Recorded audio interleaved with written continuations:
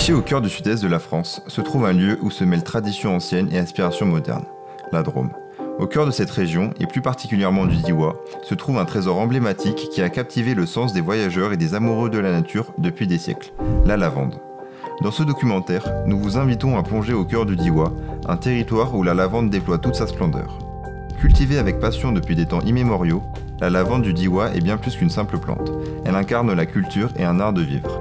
Des champs soigneusement entretenus aux méthodes de distillation traditionnelles, les agriculteurs et les artisans locaux perpétuent un savoir-faire ancestral pour préserver la qualité et la pureté de l'essence de lavande.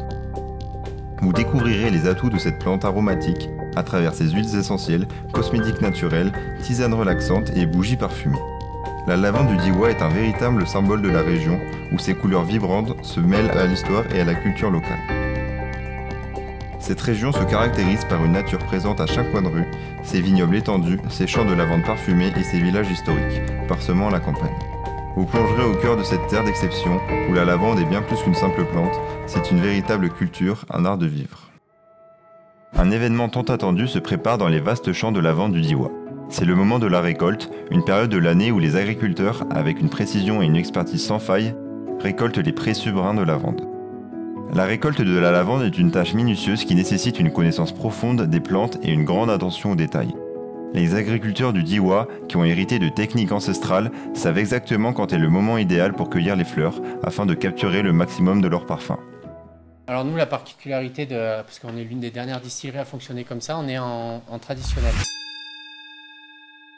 On la coupe, on la laisse sécher pendant 3-4 jours en plein champ. Ça permet d'avoir une qualité d'huile essentielle bien meilleure parce qu'en fait, l'humidité qu'il y a dans le plant, après, il se mélange pas avec l'huile essentielle. Donc nous, on se bat un peu pour garder ce procédé aussi. Parce qu'aujourd'hui, la méthode, maintenant, les 90% des distilleries font plus ça. Vous avez voilà, la lavande est récoltée, elle est broyée pendant qu'il la coupe et après, elle est envoyée dans des gros caissons et il la distille tout de suite à la distillerie. Alors c'est très rapide, point de main. Après, l'inconvénient, c'est que l'huile essentielle est moins de bonne qualité parce que l'huile essentielle, l'humidité qu'il y a dans les tiges, elle se mélange avec l'huile essentielle. Et l'autre chose, c'est que nous, en fait, comme on la laisse sécher, notre lavande, on la distille. Et une fois qu'on la distille, on s'en resserre comme combustible. Une fois les brins de lavande séchés, ils sont prêts à être transformés en huile essentielle. Les distilleries traditionnelles du Diois entrent alors en action. Les brins sont chargés dans de grands alambics en inox où la vapeur d'eau les enveloppe doucement, libérant ainsi l'essence précieuse de la lavande. Les artisans distillateurs veillent avec expertise sur les processus de distillation, contrôlant la température et le temps de distillation pour obtenir une huile essentielle de la plus haute qualité.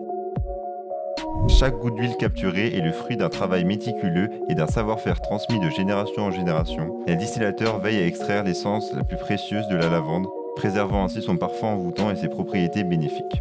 Une fois le processus de distillation terminé, les flacons d'huiles essentielles de lavande prennent vie pour ensuite donner lieu à des produits dérivés tels que des savons, produits cosmétiques, parfums ou encore des bougies. Tous ces produits sont appréciés pour leurs multiples propriétés apaisantes, relaxantes et régénérantes. Alors que la demande croissante de produits dérivés de la lavande témoigne de son attrait intemporel, une évolution se dessine dans le Diois. De plus en plus de producteurs et d'agriculteurs réalisent que la vente de ces produits ne suffit plus à garantir la pérennité de leur activité. Ainsi, certains choisissent de se tourner vers une alternative prometteuse, l'agrotourisme. Aujourd'hui, pour les agriculteurs, c'est compliqué de vivre de leur métier. Et il y a un moyen d'y parvenir, c'est se tourner vers l'agrotourisme. Et nous, ça fait une vingtaine d'années qu'on s'est tourné vers l'agrotourisme, et ce qui nous permet d'avoir un revenu complémentaire. Donc se tourner vers l'agrotourisme, c'est un choix qu'on a fait déjà depuis un bon moment, et ça nous permet de maîtriser notre prix de vente, maîtriser notre marge.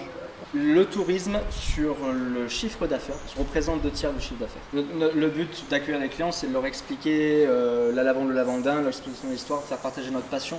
C'est pas tant de faire un profit sur la visite.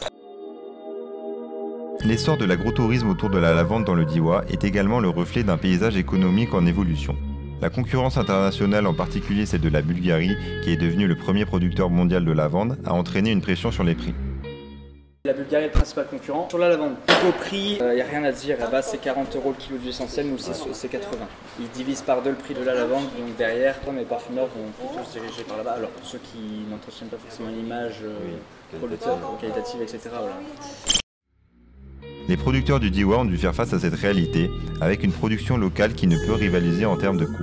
Les avantages concurrentiels qu'elle a, c'est qu'elle avait déjà les installations pour distiller, elle faisait beaucoup de roses. Ce fait qu'elle a juste à investir dans la plantation, pas dans la distillation. Le deuxième avantage concurrentiel, c'est le prix de la main-d'œuvre. 3 € de l'heure, c'est imbattable. Et là-bas, il y a la mafia. Le bio, c'est une valette de billets et terminé, c'est pas si bio. Quels sont les défis éventuels liés aux aléas du climat et au réchauffement climatique auxquels vous devez faire face et quelles solutions avez-vous prises pour pallier ce problème?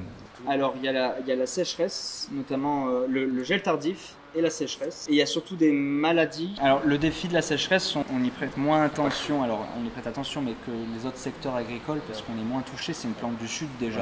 Donc, elle craint pas beaucoup le manque d'eau. En fait, la lavande ou le lavandin vont craindre le manque d'eau les 3 premières années. Et nous, par exemple, l'année dernière, on a dû arroser à la main 1 hectare parce qu'il manquait d'eau au mois de mai après la plantation. Donc, du coup, il faut qu'on plante plus tôt. On va planter plutôt au mois d'avril. Donc ça, c'est ce qu'on a commencé cette année. On plante au mois d'avril.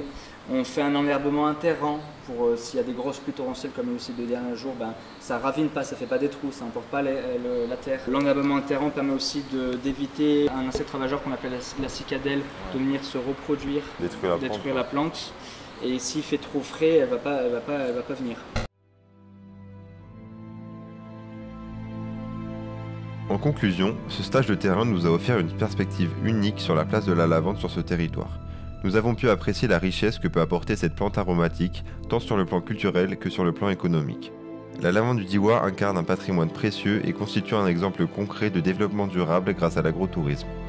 Nous espérons que nos recherches contribueront à valoriser cette ressource exceptionnelle et à sensibiliser davantage de personnes quant à son importance dans la région du Diois.